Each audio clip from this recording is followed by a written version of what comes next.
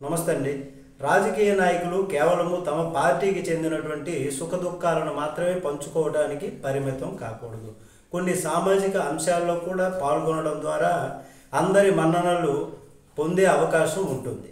ఈ విషయమై మాజీ ముఖ్యమంత్రి వైఎస్ జగన్మోహన్ రెడ్డిలో చొరవ చూపాల్సినటువంటి అవసరం ఎంతైనా ఉంది. సీఎం చంద్రబాబు గారు సామాజిక అంశాల్లో భాగస్వామి అయ్యేందుకు ముందు వరుసలో ఉంటారు. ఉదాహరణకు సమాజం మన్ననలు పొందినటువంటి రతన్ టాటా ప్రాణాలు కోల్పోయినటువంటి సందర్భంలో బాబు ఆయన తనయుడు లోకేష్ వెళ్ళి ఘన నివాళులు అర్పించారు. ఇలాంటి నడవడిక నాయకుల విశ్వాస దృక్పథాన్ని, రాజకీయాలకు అతీతమైనటువంటి వైఖరి భావాన్ని తెలియజేస్తుంది.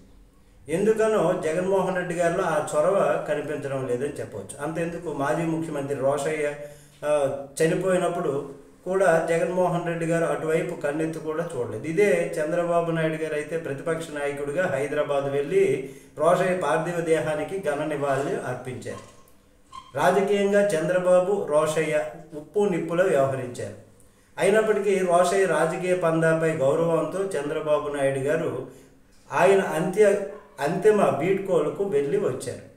తద్వారా రోషయ్య సామాజిక వర్గానికి బాబు దగ్గర అయ్యారు. ఎక్కడైనా అంతే కదా, అలా జరుగుతుంది.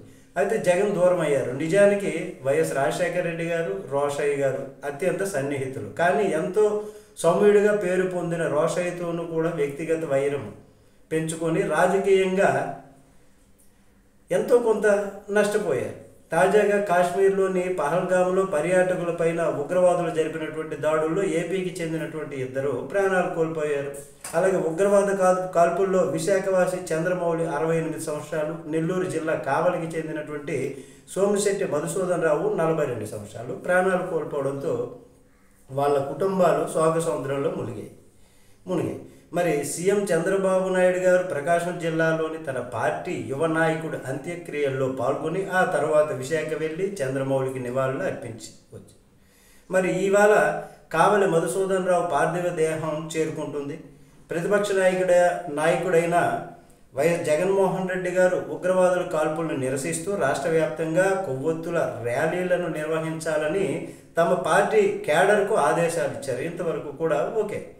అయితే జగన్మోహన్ రెడ్డి గారు స్వయంగా విశాఖ కావలి వెళ్ళి బాధిత కుటుంబాలను పరామర్శించి అంత్యక్రియల్లో పాల్గొంటే బాగుంటుందన్నటువంటి ఆలోచన వైసీపీ నాయకత్వానికి ఎందుకు రాలేదో వాళ్ళకే తెలియాలి.